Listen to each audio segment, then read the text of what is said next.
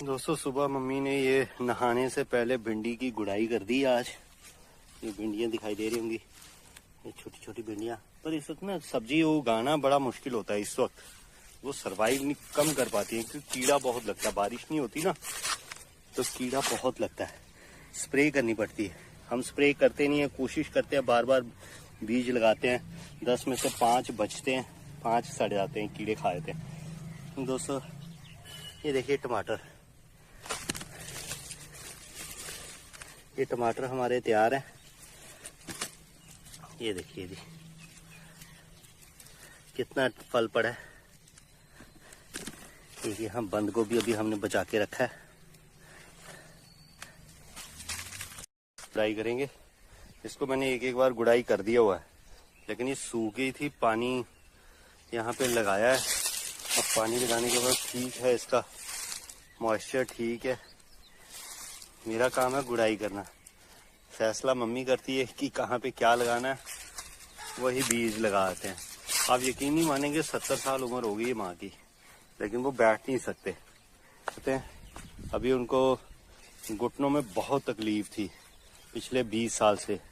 मैंने उनकी 2023 में दोनों घुटनों की सर्जरी करवा दी थी।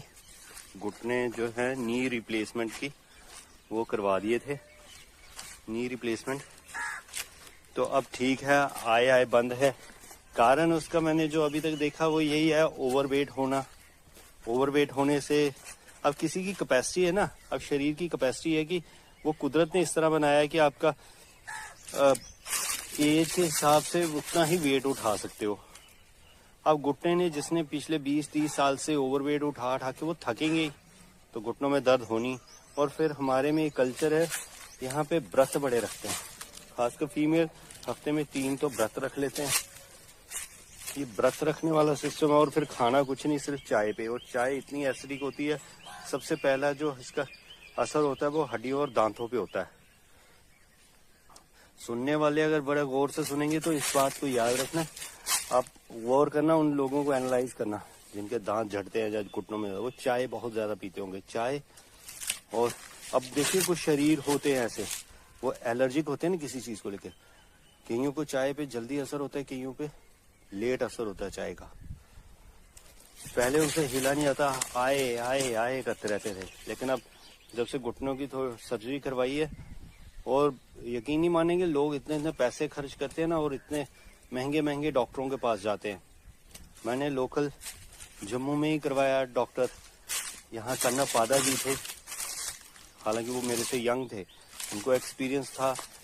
मुझे बहुत लोगों ने रिकमेंड किया कि उन्हीं से करवाना, और धन्य हो उस प्राइम मिनिस्टर का, नरेंद्र मोदी जी का। आयुष्मान कार्ड मिला था और फ्री हो गया। मेरा हार्डली 10-12 हज़ार रुपये खर्च हुआ था, जो फ्री सर्जरी के जो हम टेस्ट वगैरह करवाते हैं बाहर से, बस। तो उससे उनको अब काफ़ी पेन तो ख़त्म हो गई, ठीक है। अब उनका एक ही काम है कि सिर्फ आपने एक्सरसाइज करते रहना है, हिलाते रहना है शरीर को, और बॉडी वेट को कंट्रोल करना है, बस इतना सा है, तो आप चलते रहोगे। और दोस्तों कुछ चीज़ें खुद ही करनी पड़ती हैं, अब जो चीज़ें ख़त्म हो गई। चलो दोस्तों, हम बाकी बातें बाद में। ये प्याज हैं, अब हम खा रहे हैं, ये मैंने बताया आपको। अब ज़्यादा टाइम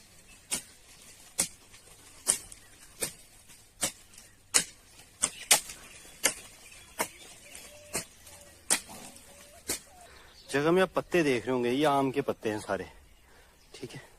यहाँ आम लगे हुए हैं, इस बार फल कह रहे हैं अच्छा होगा, पर लग नहीं रहा अभी तक।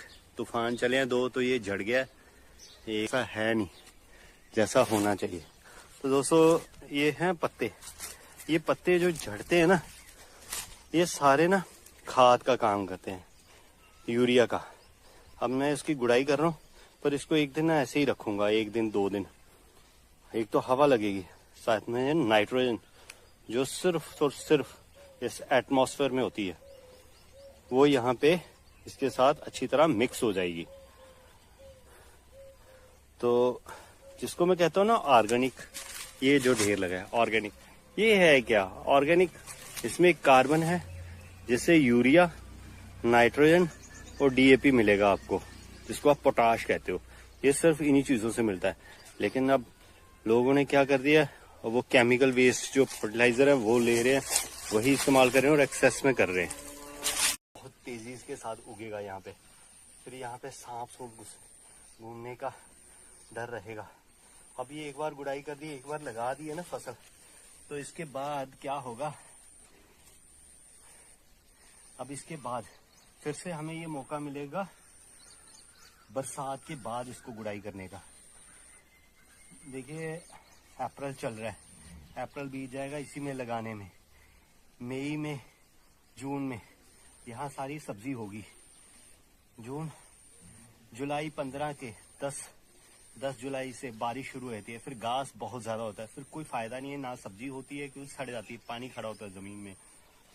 तो फिर क्या रहता है, बरसात खत्म होगी मंथ सितंबर तक, लास्ट वीक ऑफ सितंबर तक यहाँ फिर कुछ नहीं होगा। उसके बाद इसकी सफाई करके फिर से इसको गुड़ाई की जाएगी, तो फिर सर्दियों की सब्जी लगाई जाती है। ये सर्कल होता है, आप जानते होंगे। जब मैंने अक्टूबर से शायद बताना शुरू किया था, तो मैंने कहा था मैं पूरे साल का बताऊंगा कि मैं कैसे कैसे यहाँ फसल लगाते हैं, क्या करते हैं, किस टाइम में क्या होता है, और मैं क्या क्या लगाता हूँ, और कैसे कैसे मैं मैनेज करता हूँ अकेले। ठीक है दोस्तों, तो लगाया था पानी, यहाँ पे मैंने बताया था कि पानी लगाया था खेतों में मक्की को।